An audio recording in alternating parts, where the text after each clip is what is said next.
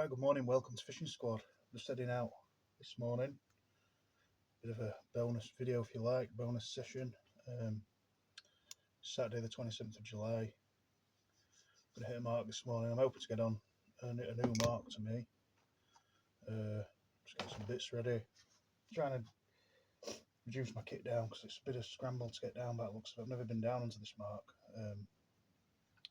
So I want to first and foremost make it as easy as possible by not taking the kitchen sink with me. I'm taking 3 rods, 1 to spin with and 2 to put on bottom. Got some frozen mackerel, but we'll have a go for fresh as well.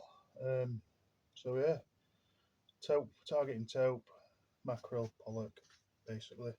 It's basically a session of targeting big fish, taupe primarily, plus possibly congers, and then obviously we'll target some bait fish for bait and maybe some breakfast. So yeah, see how we get on. I'm not going to drag this video out too much with the intro and stuff, so I'll see you at the mark.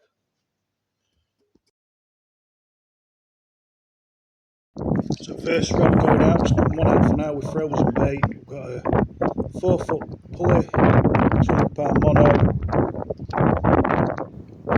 pulley bead swivels there, and then a 3-foot rig body, 200-pound mono, to a 10 okie circle dongle. I'll bait that with frozen bait. I like to put my bait on the dongle and then measure it to the size I want against my dongle. So I'll just cut through there. It's a bit difficult holding the camera as well as doing this. There we have it. Clip down. Right on bottom on that. Right, I'm just trying to feather some bait up. That rod's cast out. In fact, I want second bait up with that. Got a fresh wind on our right cheek. It's like west-southwest. Makes it difficult for feathering, really. We'll have a couple of casts on camera. I've got frozen mackerel on that. That's mackerel that's been frozen. It's not like an exclusive bait, is it? Frozen mackerel. But yeah, I've had about 10 casts so far.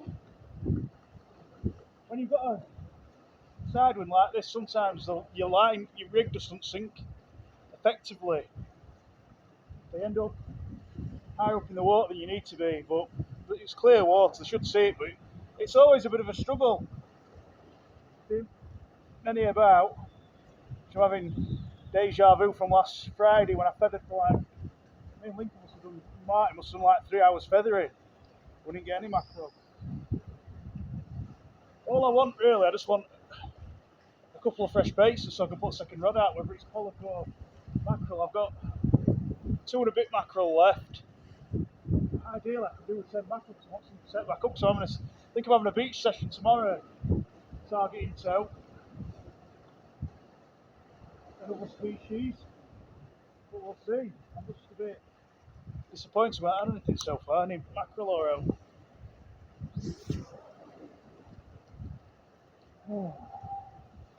Plus I'll be able to put a second rod out. I don't know if I just said that. We'll get some fresh.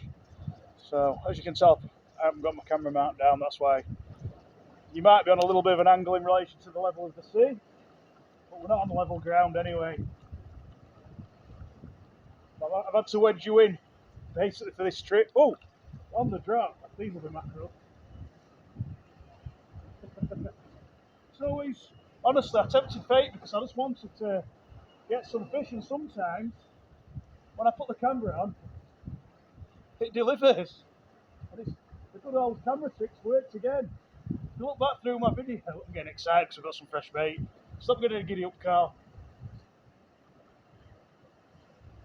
They're just surfing now. Yeah, I think it was a tidal thing last Friday.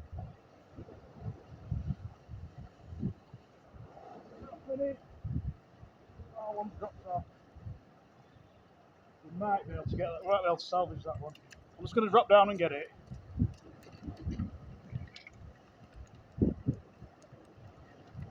Now he's gone. He's gone. Now he's gone. 2. We had 3 on. Right, I'm going to get 5 back out and try and get some more. I'll be back in a bit, in a minute. Keep them fresh baits going out now. I'm just having a few more casts with the feathers. So I've used my fixed pole I was using to spin with originally. I put it on my other Ron Thompson, and I'm fishing on bottom with that. But I bought this off Jay. I haven't actually paid him for it yet. It's an Abu 7000C Synchro. But I've took the Synchro drag off it using an old Abu 7000 because the Synchro drag, it's good for what it does, but when it was fully slackened off, it was still a bit tight on the old, on the smoothness of the reel on the drag. You couldn't leave your rod unattended without it anchored in, put it like that, when you're fishing on the bottom. So I've got on here, I've got £80 braid and actually £60 braid and £80 shock leader. I'm just flicking feathers out, just giving it a test. So obviously, I've modernised or demodernised the drag on it, if you like. Just testing it out. This reel, I'll probably leave braid on this. I'll not be using it on deep tidal marks like this. It'll be more used for shallower ground where you get your gear back more often than not. One of the husk marks is really kelpy. Braid works really well on there. But if you do use braid on like marks like this, just use a mono leader, a decent mono leader. It's not really an issue if you're using a mono leader, I don't think, when you're tail fishing. It covers a lot of things then. You've got a week, you probably get a deal of your gear back within reason, or at least bending hooks out and stuff. But at least you've got a weak point as well where your leader is. You've got that mono abrasion resistance as well. If you use braid straight through, it'd be a bit of a clown's tactic, that. I'm just having a go with it just to see how it casts. What I can say so far is it's lovely and smooth. It's basically, now I've done the modern, it's not really modernisation. Now I've made the drag basic. It's basically the equivalent of an Abu 7500 CS3. It's quite a good reel, but Dad's got one of them. The only difference is between the 7500 CS3 and the bog standard 7000 is you get bearings in your end caps. There's no bearings on the standard Abu 7000. There's a couple other models that do have bearings as well. Can't name off the top of my head. Like the Abu 7. Is it the Abu 7? Standard 7. It's the one with the crap. The bit that's pushing free spool. It's one with one of them on. These are really good reels. They're all made out of metal. But at the minute, I'm happy with fixed spools. But I just thought I just missed a bit of casting with multipliers. Just the sound of it. But yeah, I'm enjoying using this. Got nice multicoloured braid off Team on it. Probably use it off beach as well. But if I get some decent line for it, I might use it off here. But the trouble is, I've got a way of casting now with my fixed spools. I don't really want to start upsetting the apple cart by bringing a multiplier back into the equation just yet. It's been a lot less hassle with birdies and stuff. Obviously, you don't get birdies with fixed spools. I've just enjoyed using them basically more than multis. I'm not a big caster anyway, but I can probably cast a little bit further with fixed spool than I can a multiplier. Depending on what type of multiplier it is, and what's on the end of it. With big baits, I'd say I'm better with fixed spool. So not a lot's happened anyway on bottom rods. So I'm just giving you a bit of footage because it's not going to be a very long video. This it could be if I keep blabbing on. But it's lovely, this reel with this rod. This rod's a Penn Tidal 420. It's one of my favourite rods really. I've had it about 3 or 4 years now. It's brilliant. I use it for mackerel feathering, but it's brilliant off the beach. I'd highly recommend it to anybody for beach fishing. Probably get them a bit cheaper now, I'd imagine. About 110 if I want to bought it. But I get it with another one that the description didn't really deliver what it said on the tin. It's not the first rod I've bought that. It don't really deliver what it says on the tin. It said it could cope with various situations, sorry. A bit of a roll rounder. It's not really, it's a bit too light for that. I have had taupe on it, I haven't landed one. The tip's really soft, I think hooks didn't get pulled into the side of the mouth sharp enough, if you like, because the tip being so soft. But it's a fantastic rod. It's brilliant for mackerel feathering because it's light. If you're catching mackerel on an industrial level like we're doing this morning, or trying to, it's sound for that. I've landed 8 mackerel, by the way. So I'm going to have a few more casts with this and we'll see how we get on for the rest of the session. It's nearly low tide. I'm going to fish it a couple of hours in, then get off. Sending the baits out. Guys, keep sending them out. Nearly full mackerel there. Fire him out, see what happens. Right, it's coffee time. Well, cold coffee time. Oh, what's happening on big baits? They're getting chewed, I think, by crabs currently. Coming over low. Hopefully, we'll fish until about 2 hours after low. Hopefully, when the tide picks up a bit, just it starts coming in, we'll get a run. So, not any more mackerel. Yeah, that way I don't usually use 60-pound braid and 80-pound leader for feathering, but I'm just testing that reel out.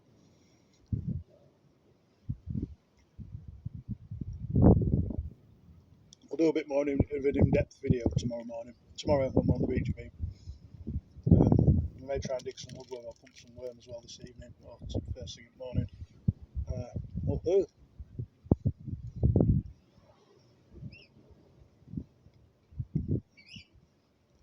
The mackerel were electric when they were, when I was getting them, were electric for a half-hour spell. Maybe it wasn't that electric, I had 10, but it was easy. I had 8, 2 dropped off. I'm still going to have half a dozen more casts with this reel because I just want to get a bit of rhythm with it and just give it a good test. It's sound as a pound, it's smooth as hell. So I don't think I'm ready. I think this is going to be a backup. We'll see. I might use that for beach so I've got a multiplier rod that I can put it on. I'll put it on Thompson, I've got casting cans off. I don't really want to do that. They're only taped on, but just mucking about on it for the sake of it.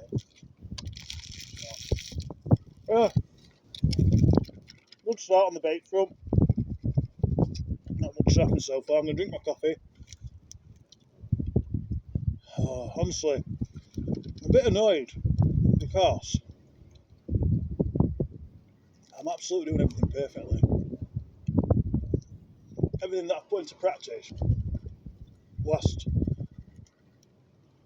few years, I'm doing it absolutely perfectly, and I just need the fish to turn up. I've got a net, I've got a sling, I've got all the rigs, I've got the rods, everything perfectly.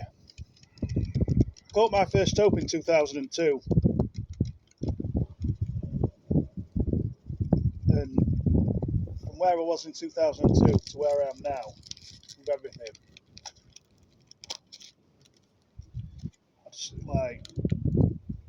I'm absolutely bang at it, ready for him. I just need him to be. I just need him to turn up. So we will see.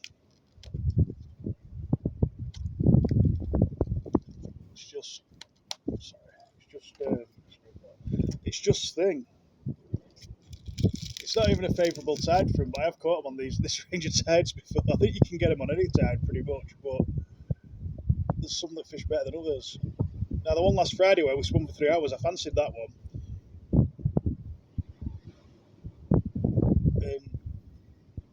Traditionally, I've struggled to catch mackerel on that tide, but the last sort of dozen tides I've fished for mackerel on that tide, we've bagged up.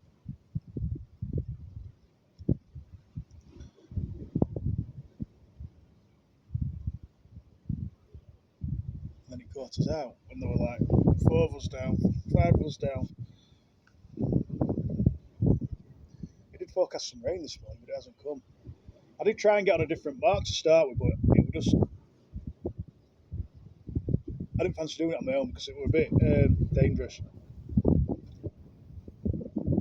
Probably need to run a couple of ropes down the cliff just for something to grab onto just to make sure it's sound. But that's going to be something that I'll get onto that mark before I end it here. So we'll see how it goes. The rest of this session, I just want to get away from the crowd sort of thing, like fishing more remotely. It's fairly remote this morning, don't get me wrong, over the years. It just seems to have got more and more people down here, leaving a mess. And generally, some people being a menace. So, yeah, I don't want to be part of that.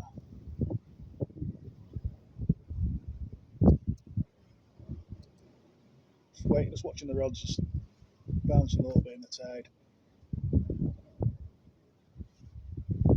See if anything happens. Anyway, hopefully something happens, guys. I'm dragging this video out a bit, aren't I, for a few mackerel so far. First fish of the session on the big baits. A little strap conger. It's quite a placid one for once. Put some pressure and try to unhook him. Hooks on the bottom, 6-0 tamers. Get him put back. Keep chucking him out. Keep chucking him out. Fish of the session, another conger, a bit bigger than the last one. It's absolutely wolfing the dongle down. I don't think we're getting that back, but it's a nice little strap, that. Good clean fish. Didn't even give a bite. Get him unhooked. Might have to go back with hooking him. Try and get it out. It's a circle. It might not have gone in as hard as they sometimes do. Those baits going. This is a J-hook dongle. Coxon Roll 8-0 meat hook. It's like a third of a mackerel with some fillet strapped to it. Head end. A third of a mackerel. Get it cast out. So last bait up's out. Got half mackerel on both. What up, right? They'll be coming in. Let's get back down. Gonna go up to have some breakfast and spend some time with the kids. So, you know what else happens? We'll do close down back up at the property, at the bungalow. I mean. Right, I'm back up now. Just got back into a butty and thank you. A coffee. I ain't got my second wife here today, have I, Jay? Nick's here. So yeah, 20 mackerel, 2 congers. Relying on just a couple of hour window to get a tope run or tope out. I felt quite confident this morning. It wasn't the best of tides, it was a biggish tide. But once you start getting mackerel, we discussed last week when we sat around the table with Charlie and Lincoln, sausage and bacon. You feel more confident when you get mackerel, don't you? So yeah, it was good fun. Strangely, that braid actually on that reel was £80 braid. I took the leader off. I was testing the reel out, and it casts brilliantly. With a bigger bait on that'll fly out. But it was a real weird sensation when you've been using mono, getting mackerel on with braid. It was quite fun actually, strangely enough, even though it wasn't very sporting. Because there's no stretch in it, I was getting 3 and 4 mackerel and my rod were hardly bending. But when I had like 3 or 4 on with mono, £20 mono or whatever, yeah, it's really like a real big shock absorber. So yeah, I'm quite happy with the mackerel. I really did take the negatives off just that one tide where I failed this year. I'll see what happens tomorrow. We're going to pick the beach to fish off tomorrow. We're going to put tote baits out, so we'll probably be either Carnarvon or Dinas maybe. Not Carnarvon, Pethelli or Dinas, Dinkle. So we'll see. I've got some fresh bait for tomorrow. I've just put it in the fridge with some cool packs around it. To his ear, look. His ear. To keep it fresh. So other than that, them 2 congers did both my rigs. I had snip hooks off both. So same old story with congers.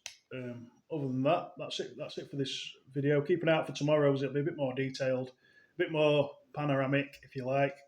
We'll have camera stand down. Kids will be with us as well, so we might put a rod out for bream. I'm thinking maybe Pethelli might be a better option. It's a bit closer. There's still an equal chance probably of getting a tope off there, and there should be some bream about and that for kids to fish for. So, and Linky Noodles wants a bream for tea, don't you? Oh, what's my bacon sandwich, don't you, for your breakfast? You just had some mackerel, fresh mackerel. Wasn't very impressed, were you? Oh, right. Keep safe, tight lines, keep an eye out for the next video, like I say. All the best. Have a good one. I'm going to eat this. I'll see you very soon. Thank you.